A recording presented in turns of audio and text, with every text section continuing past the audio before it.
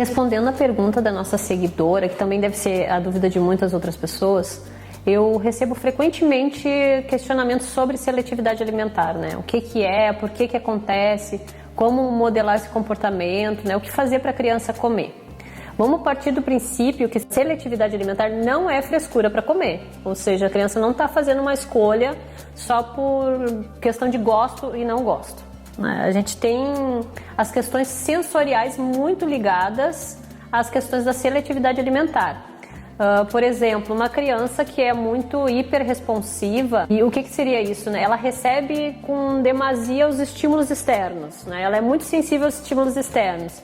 Ela vai sentir a consistência da comida, pode ser o que está incomodando, pode ser a cor da comida que está incomodando essa criança. Ela não consegue lidar com a temperatura, ela não consegue lidar com a consistência do alimento, né? Essa criança pode ser hiporresponsiva, ou seja, ela não recebe o estímulo que vem do alimento, como o aroma, a textura. Para ela as texturas são sempre as mesmas, não consegue diferenciar.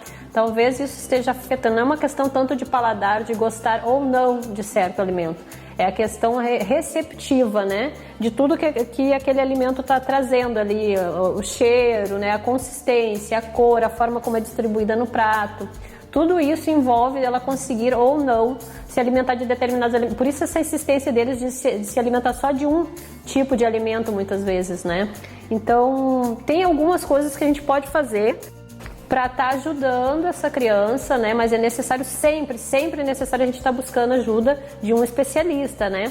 No caso da seletividade alimentar, os especialistas que podem te ajudar, além de um nutricionista, né, para criar uma dieta mais adaptada para essa criança, é a terapeuta ocupacional, que seja especialista nessa questão sensorial, né, para ela arrumar um equilíbrio, né, fazer uma dieta sensorial para essa criança, para ele ficar menos sensível, né, ou criar uma certa sensibilidade nele para ele possa receber esses alimentos de forma mais adequada, ele perceber esses alimentos de forma adequada, né, mas enquanto tu não consegue assim uma orientação de um especialista, tu pode ir treinando com essa criança, apresentando para eles esse alimento de diversas formas.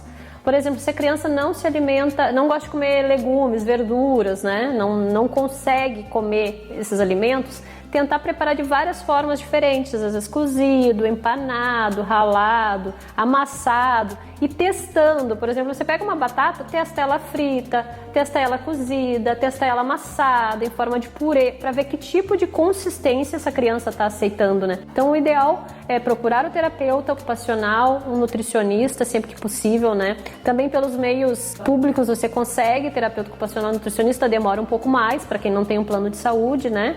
E enquanto você aguarda, né, o seu encaminhamento para esse especialista, o ideal é isso, você ir fazendo testagens com esses alimentos, né, apresentar para ela o alimento, deixar que manipula, né, deixar ela montar o pratinho, de repente montar um pratinho com uma carinha, né, com a cenoura faz um olhinho, né, apresentar, fazer com que esse prato seja agradável de ver.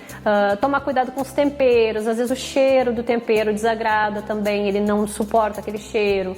E a gente tem que fazendo testagens, a gente tem que testar de todas as formas, todos os temperos, todas as cores que essa criança consegue aceitar e ir trabalhando dentro disso, né? Eu sei que é bem difícil fazer com que eles experimentem novos alimentos, né? Mas isso tem que ser gradativo, devagarzinho, né? Quando a gente pode apresentar o alimento só para ele tocar, cheirar, levar na feira junto para escolher, vamos escolher as laranjas, vamos escolher, né, fazer a criança participar desse mundo do alimento, preparar o próprio alimento também é legal, né, deixar ele fazer parte desse preparo.